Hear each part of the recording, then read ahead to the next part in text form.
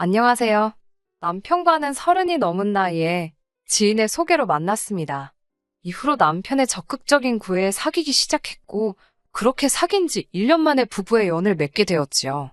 당시에는 누구나 그러하듯이 이혼은 생각지도 못했고, 평생을 남편과 행복하게 백년해로 하겠다고 다짐했어요. 하지만 그런 다짐이 무색하리만치 짧은 결혼 생활을 뒤로하고 지난해 어머님으로 인해 결국 남편과 헤어졌습니다. 결혼 이야기가 오가던 당시 두 분 사이가 좋지 못하다는 건 남편에게 들어서 어렴풋이 알고는 있었어요. 사이가 좋지 못하다는 게 이 정도 일거라고는 상상도 못했지요. 친정 부모님도 사소한 걸로 투닥거리를 자주 하시거든요. 그 정도라고만 생각했었지. 그리고 처음 그 광경을 제 눈으로 직접 목격한 건 결혼하고 얼마 되지 않아서였습니다. 남편 고향 친구의 결혼식이 시댁 근처라는 걸 알게 된 남편이 저에게 괜찮으면 결혼식에 갔다가 시댁에서 하루 자고 오면 안 되겠냐고 묻더라고요. 솔직히 내키지는 않았지만 단지 불편해서 싫다고 하기엔 남편이 서운해할 것 같아서 그러자 했지요. 며칠 뒤 결혼식에 들렸다. 시댁으로 향했습니다. 그런데 도착한 시댁의 분위기가 어찌나 냉랭하고 살벌하던지 살얼음판이 따로 없더라고요.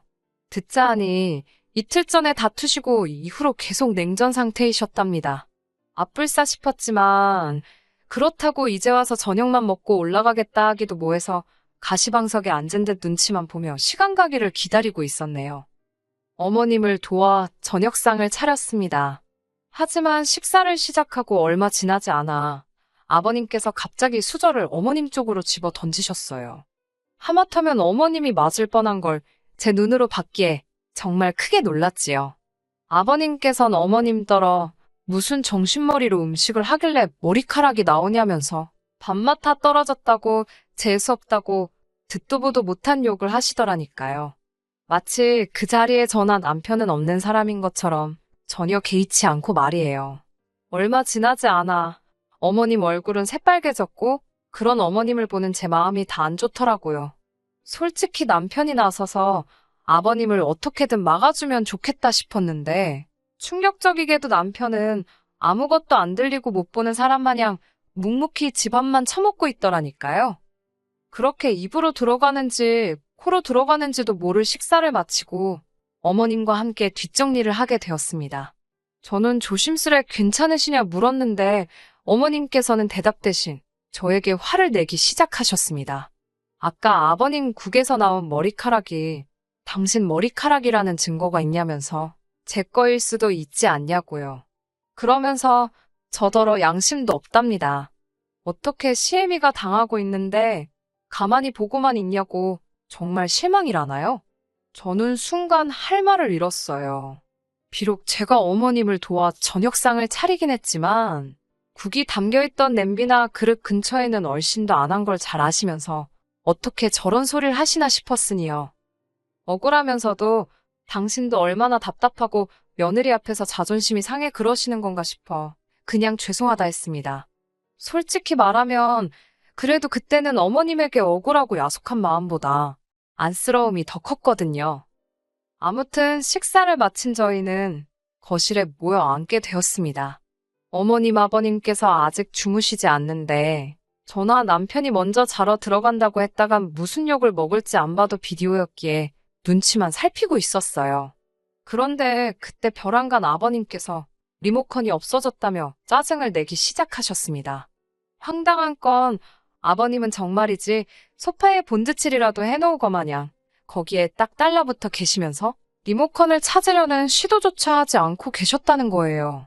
오히려 급기야 어머님더러 멍청해가지고 리모컨 하나도 어디다 놨는지 기억을 못하냐며 악만 쓰고 계셨지요.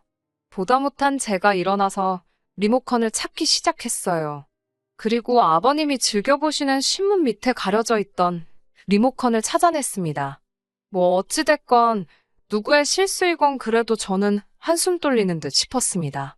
적어도 아버님이 이번만큼은 어머님께 미안해하지 않으실까? 그런 기대도 살짝 했고요.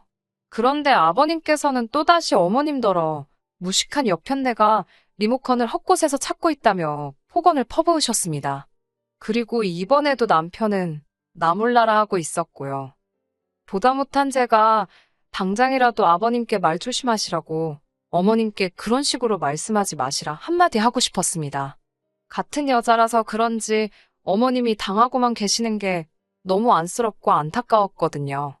하지만 딸도 아닌 며느리의 입장에서 아버님께 싫은 소리를 하는 게 생각만큼 쉬운 일은 아니었지요. 그래서 차라리 어머님 위로라도 해드려야겠다. 그렇게 생각하고 어머님께 살며시 기분 푸시라고 말을 걸었습니다. 그랬더니 어머님께선 저더러 주제넘게 나서지 말라며 무안을 주시더라고요. 이렇게 표현하면 어떨지 모르겠지만 그 순간 이런 생각이 들더라고요. 어머님께서 화풀이 대상으로 나를 정하셨구나. 마음이 무겁고 복잡하면서도 야속한 마음이 들대요. 고민 끝에 친정어머니께 조언을 구하니 부부 사이는 아무도 모르는 거라며 저더러 신경 쓰지 말라셨습니다. 그리고 무엇보다 그 집 아들, 그러니까 제 남편이나 신우도 가만히 있는데 제가 뭐하러 그런 것까지 마음을 쓰냐며 속상해하지 말라고요. 그래서 그날 이후로는 어머님 아버님 두 분 사이에서 일어난 일은 두 분이 알아서 해결하시겠지라는 마음으로 관심을 두지 않았습니다. 그런데 이후로 한두 세 달쯤 지났을 때였어요. 평소처럼 회사에서 일을 하고 있는데 남편에게 전화가 걸려왔습니다. 퇴근하고 집에 가면 어머님께서 계실 거라면서 가서 저녁 식사 좀 차려드리라고 하대요. 남편의 밑도 끝도 없는 말에 제가 그게 무슨 소리냐? 서울에서 2시간 거리에 사시는 어머님께서 평일 이 시간에 어떻게 우리 집에 계시냐 물었지요. 그러자 남편이 짜증스럽게 한다는 소리가 어머님께서 아버님과 다투시고 더는 못 살겠다며 집을 나오셨다는 거예요.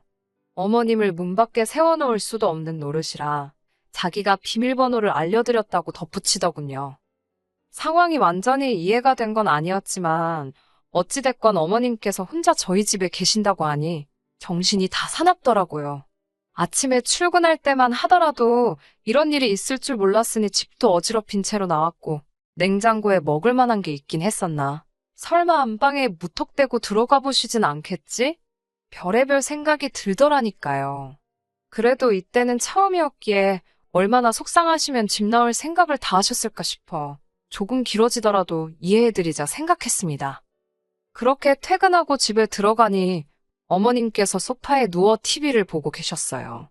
현관에 들어선 저를 보시고는 다짜고짜 당신 왔다는 소리 못 들었냐며 신경질을 내시더군요. 들었는데 어머님도 아시다시피 제가 회사에 있지 않았냐 하니까 회사고 나발이고 시어머니가 올라왔다고 하면 어떻게든 집에 올 궁리를 하는 게 예의 아니냐고. 달리 뭐라 대꾸할 말이 없어서 그냥 죄송하다 하니까 죄송이고 나발이고 밥이나 차려보랍니다. 그러면서 집구석이 이게 뭐냐고 저더러 살림도 내팽개치고 사냐고. 저는 또 다시 어쩔 수 없이 어머님께 어머님도 아시다시피 저나 남편이나 맞벌이를 하지 않냐. 그렇다 보니 매일매일 청소는 못하고 산다고 말씀드렸습니다.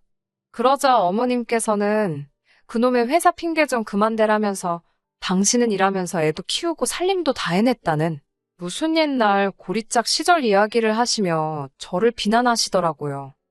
저도 저대로 스트레스도 받고 마땅히 뭐 차려드릴 것도 없기도 하고 마침 그때 퇴근한 남편이 돌아왔고 어머님께선 배고파 죽겠다며 남편에게 네 마누라가 밥도 안 준다고 하소연을 하시더군요.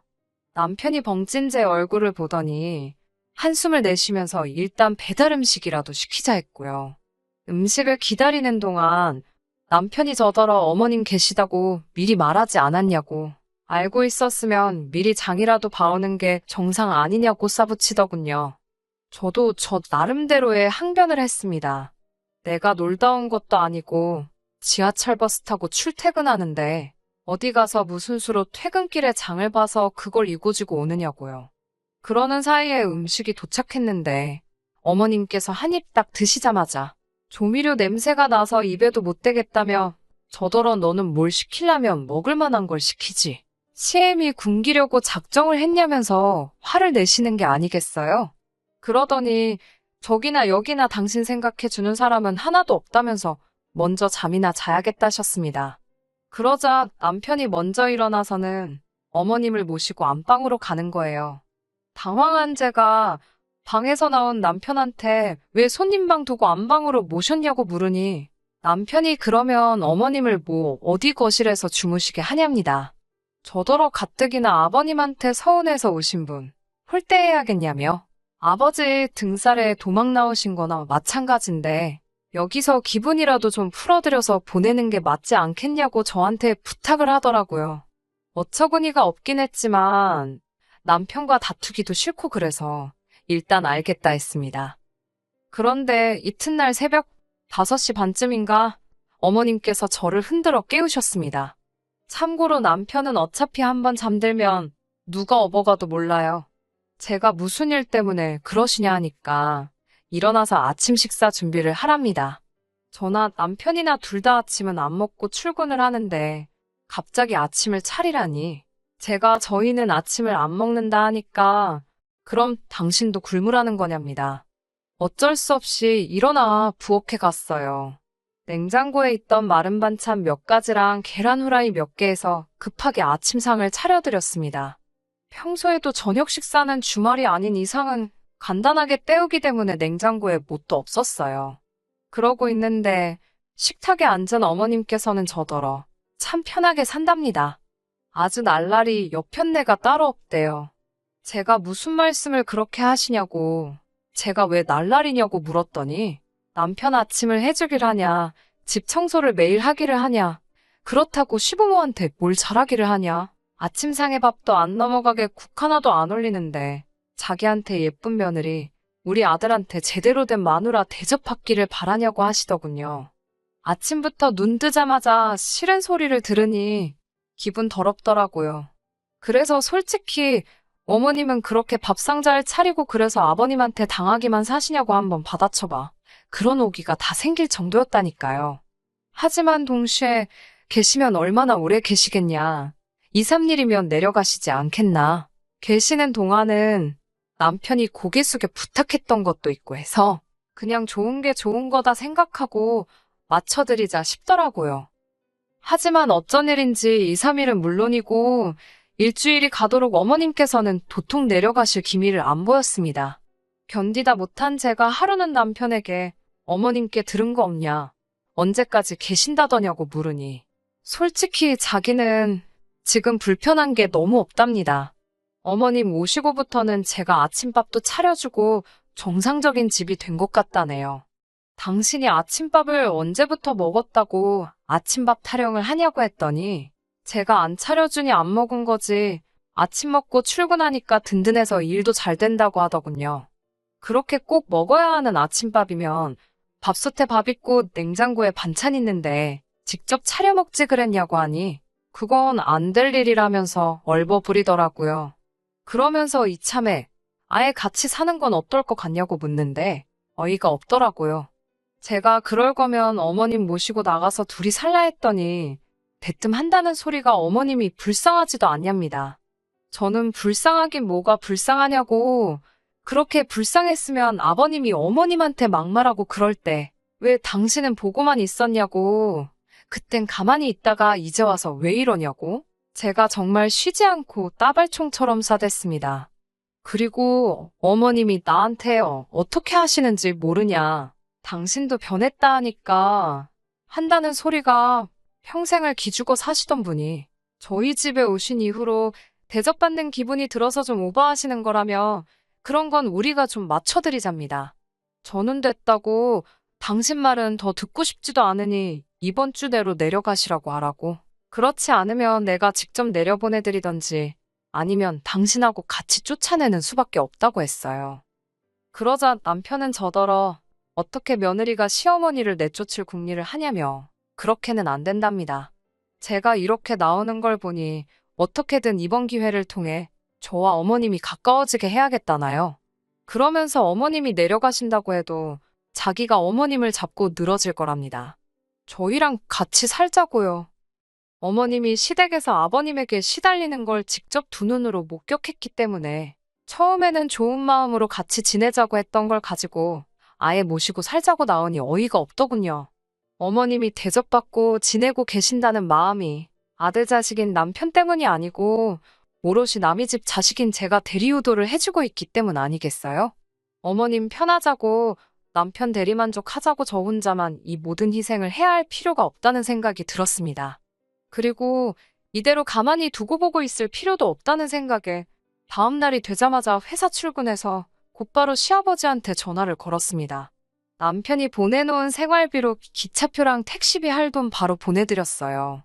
그리고 남편이 어제 저한테 시어머니 모시고 살자는 이야기를 했다는 사실을 말씀드리고 어떻게 아버님만 혼자서 지내게 할 수 있느냐 싶어서 남편 뜻이 그러니 아버님도 같이 오셔서 지내라고 했습니다. 점심시간 조금 지나가니까 남편한테서 전화가 오더라고요. 너가 시댁에 계신 아버님 집에 오시라 했느냐고요. 그 때문에 지금 집이 난리가 났다고 얼른 회사에 말해서 반찬내고 집에 가서 일을 해결하라고 하더군요. 대꾸도 안 하고 전화 끊어버리고 회사에서 느긋하게 있다가 집에 돌아왔습니다. 집에 도착하니 무슨 난리가 났던 건지 집도 난장판이 되어 있고 셋이서 무슨 이야기를 나눈 건지 아무 말도 안 하고 앉아만 있더라고요. 남편은 들어온 저를 붙잡고 왜 일을 이 지경으로 만들었냐면서 해명을 하고 이 상황을 해결하라고 하는 겁니다. 그래서 남편한테 말했어요. 당신이 어머님 모시고 살자고 하지 않았느냐고요.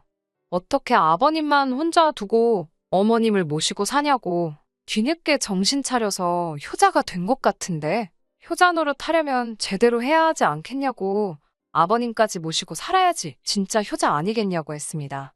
어머님은 그 와중에 머릿속에서 계산기를 두들겨 보신 건지 아버님한테 또 시달리면서 사는 건 싫지만 그래도 어찌저찌 살림 대신해줄 며느리가 있으니 어떻게든 되겠지 싶으셨나 봐요. 이러나 저러나 부부였던지라 그래도 혼자 있던 아버님이 신경은 쓰이셨나 봐요. 남편한테 제가 이렇게까지 나오는데 그럼 넷이서 한번 살아보는 게 어떻겠냐고 하더라고요. 그 말이 끝나기 무섭게 저는 표정을 싹 바꾸고 왜 넷이서 사냐고 셋이서 사는 거라고 한마디 던져줬습니다. 합가강요는 이혼 사유인 거 모르냐고. 저는 이미 어제 저녁에 남편이 어머님 모시고 살자고 했을 때 이혼을 결심했다고요. 이혼하게 되었지만 그래도 다행 아니냐고. 아들이 결혼하고 나니까 끝내 부모님 끔찍히 챙기는 효자가 되었지 않냐고 하고 아버님한테는 아들을 봐서라도 어머님 그만 좀 괴롭히시라. 어머님한테는 남편 밥도 안 차려주는 날라리 며느리는 이제 다시 남이 될 테니 아들 아침에 일찍 깨워서 식사 좀 챙겨주시라 했어요. 남편한테는 남한테 자기 부모 효도 바라지 말고 이제 스스로 효도하는 모습 좀 보여드려라 하고 저는 그 길로 친정으로 향했습니다. 이틀도 안 지나서 남편한테 부모님은 시댁으로 돌아가셨으니 저보고 이제 꼬장 그만 부리고 돌아오라고 하더라고요. 꼬장은 무슨 꼬장이냐고. 이혼하기로 한 거 진심이니까 앞으로 할 말 있으면 변호사 통해서 하라고 했습니다. 아들 대신 며느리한테 효도받으면서 편히 계시다가 막상 아들까지 돌려받게 되니까 어머님도 차라리 아버님 한 분만 챙기지 아들까지 같이 뒷바라지 해주긴 싫었나 봐요. 평생 눌러앉으실 것처럼 하더니 이틀도 안 돼서 내빼셨으니 말입니다. 이혼 소송 진행하면서 신혼집 구할 때 들어갔던 돈이랑 전부해서 재산 분할을 받았습니다. 남편 혼자벌이로는 남은 대출금 상환하기도 빠듯해서 저는 당연히 집을 포기할 거라고 생각했는데 서울 아파트라도 지켜야겠다고 생각했는지 시부모님이 집 팔고 와서 결국 세 가족이서 다시 뭉쳐 살게 되었네요. 작년 저희가 결혼했을 때 집값이 가장 비싸던 시절이었으니 그때하고 비교하면 한 2억 정도 집값으로 손해를 봤을 거예요. 하지만 그 손해가 눈에나 들어오겠어요? 제 덕분에 아들은 효자가 되고 다시 화목하게 세 가족이서 살게 됐는데 말입니다. 가정의 평화는 돈 주고도 못 산다는데 2억이면 싸게 먹힌 거 아니겠어요? 과연 효자가 된 아들이 국 하나 반찬 몇 개에서 아침밥을 차리고 있을지 아니면 귀한 아들 회사 일 편하게 하라고 어머님이 차려주고 계실지 그건 모르는 일이지만 말이에요. 끝까지 들어주셔서 감사합니다. 오늘의 사연은 여기까지입니다. 구독과 좋아요, 알람 설정 부탁드리고 더 좋은 사연으로 다시 찾아뵙겠습니다. 감사합니다.